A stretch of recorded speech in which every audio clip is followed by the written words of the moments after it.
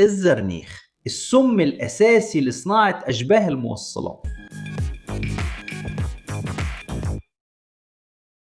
ازيكم يا عشاق الهندسة؟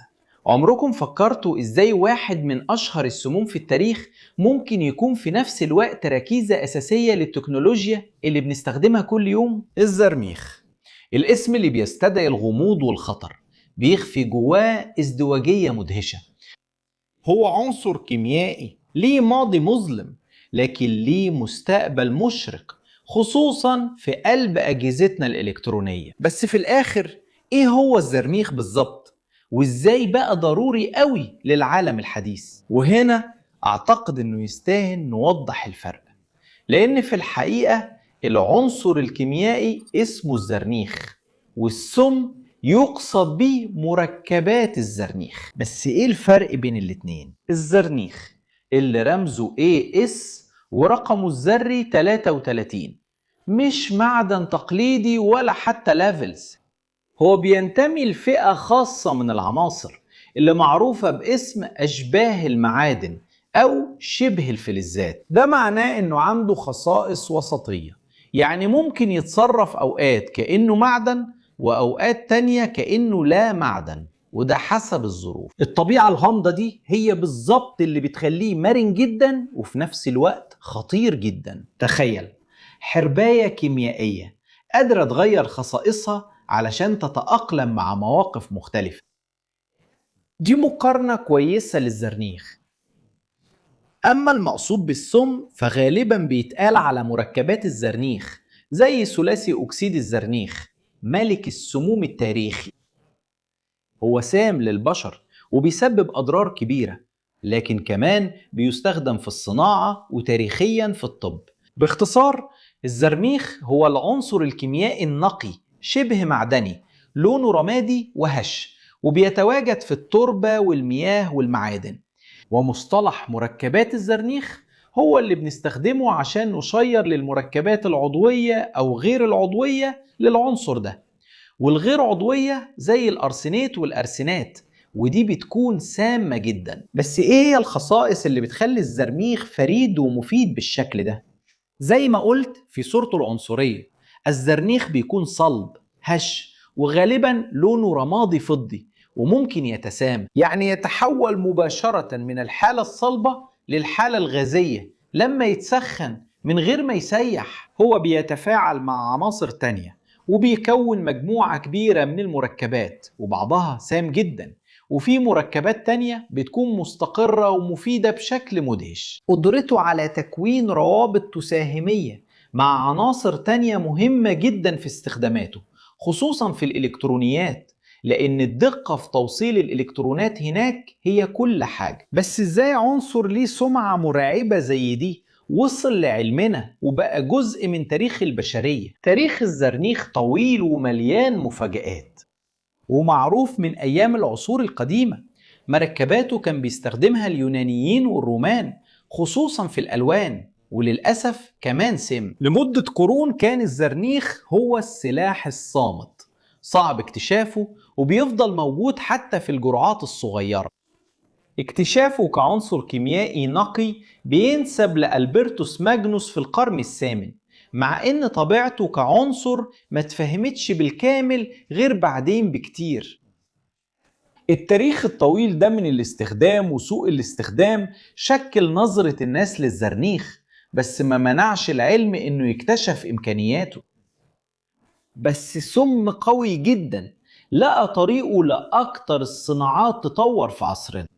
النقلة اللي حصلت للزرنيخ جات مع تقدم علم المواد والإلكترونيات. بعيد عن كونه مجرد سم، الزرنيخ اتضح انه عنصر أساسي في تطبيقات صناعية كتير. تاريخيا كان بيستخدم في المبيدات الحشرية ومبيدات الأعشاب، لكن الاستخدامات دي اتوقفت أو اتنظمت بشكل صارم بسبب سميته. مع ذلك في صناعة أشباه الموصلات الزرنيخ فعلا بيظهر أهميته وبيبين جانب مختلف تماما من شخصيته الكيميائية. وإيه هو السر وراء أهميته في أشباه الموصلات؟ الزرنيخ هو المكون الأساسي في مركب اسمه زرنخيد الجاليوم أو جاس. في حين إن السيليكون مسيطر على معظم صناعة أشباه الموصلات، الجاز بيقدم مميزات في تطبيقات معينة. تخيل إن السيليكون زي عربية موفرة وموثوقة للاستخدام اليومي، بينما الجاز زي عربية رياضية عالية الأداء معمولة للسرعات والمهام الخاصة. الجاز هو شبه موصل، مركب متكون من اتحاد الجاليوم مع الزرنيخ، وخصائصه الإلكترونية تتفوق على السيليكون في جوانب مهمة كتير.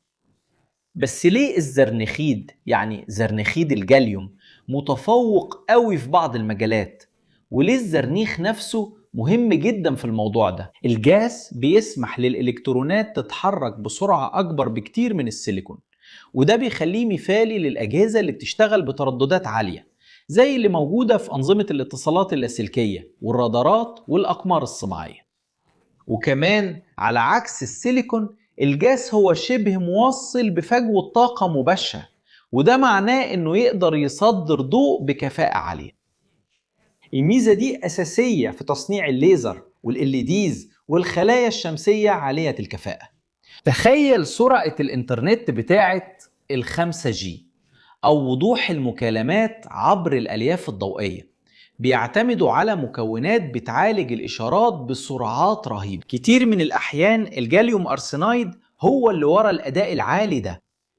طيب ليه الزرميخ لا غنى عنه للصناعة الحديثة بالرغم من سميته؟ الإجابة بتكمن في قدرته الفريدة على إعطاء الخصائص الإلكترونية والبصرية دي لزرنخيد الغاليوم. من غير الزرنيخ ما كناش هنقدر نصنع أجهزة بتردد عالي أو مصادر ضوء فعالة بنفس الكفاءة اللي بتدفع تكنولوجيا الاتصالات، الإنترنت عالي السرعة، أنظمة الملاحة بالأقمار الصناعية، وحتى أنظمة الألواح الشمسية المتطورة جدا. هو العنصر اللي بيسمح للإلكترونيات تتخطى حدود السيليكون، وبيفتح أبواب للابتكار اللي بيشكل عالمنا المتصل.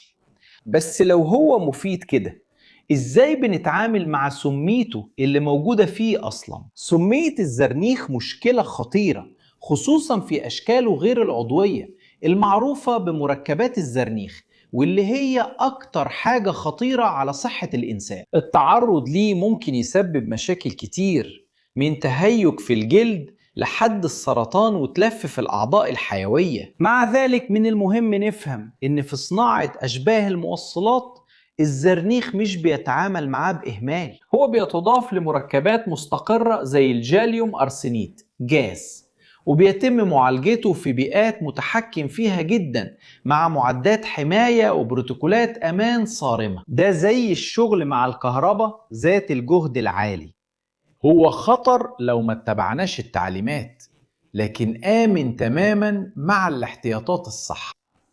الشركات اللي بتستخدم الزرنيخ في تصنيع أشباه الموصلات بتستثمر جامد في أنظمة التهوية واحتواء العمليات ومراقبة الهواء باستمرار والتخلص الآمن من النفايات. الهدف هو تقليل أي خطر تعرض للعمال أو للبيئة لأقصى درجة ممكنة. هو مثال واضح إزاي الهندسة والكيمياء بيشتغلوا مع بعض علشان يسيطروا على عنصر خطير ويحولوه لمورد قيم، وكل ده والأمان دايما في المقام الأول. الطبيعة مليانة تناقضات، والحاجة اللي ممكن تكون خطيرة في موقف معين ممكن تبقى مفيدة جدا في موقف تاني، طالما اتفهمت وتعاملنا معاها باحترام وذكاء. لو وصلت لحد هنا وعجبك الفيديو، اشترك في القناة لو لسه مش مشترك، وسيب لايك وفعل الجرس علشان توصلك كل الإشعارات. ولو شايف ان المحتوى بتاعنا مفيد، فكر تبقى عضو معانا علشان تساعدنا نكمل وننتج محتوى أكتر على المنصة، وكمان اسمك هيتذكر في فيديوهاتنا. ولو وصلت لحد هنا، بيدعوك تبص على الكورسات اللي بترشحها لك. يبقى وجه موبايلك على رمز الQR اللي ظاهر قدامك على الشاشة، أو اضغط على اللينك اللي في الوصف علشان تعرف أكتر عن كورساتنا. هتلاقي فيه كورسات إكسل، تصميم ثلاثي الأبعاد، أوتوكاد، فن الإلقاء، وكورسات تانية كتير. وإحنا اللي اخترنا الكورسات دي هنا في القناة، وبنضمن لك جودتها. ولو انت عايز تبدأ حضورك اونلاين وتبدأ تسجل فيديوهات للسوشيال ميديا، في الQR كود ده احنا اخترنا المعدات اللي بنستخدمها هنا في الاستوديوهات بتاعتنا. وانت كنت تعرف عن الخصائص دي للزرنيخ؟ ممكن يكون في مواد خطيرة تانية مستنية تنتقل برضه؟ لو مهتم تتعلم أكتر عن الكورسات اكتب لي في التعليقات تحت، أنا عايز أعرف رأيك. وما تنساش تسيب لايك، وده هيخليك تتابع وتوسع معرفتك. وكمان اشترك في القناة وفعل الإشعارات. ولو حابب تدعمنا سيب لايك واشترك في القناة وفعل الجرس، وفكر تبقى عضو في القناة. ده كده يا عشاق الهندسة، تحياتي الكبيرة واشوفكم في الفيديو الجاي.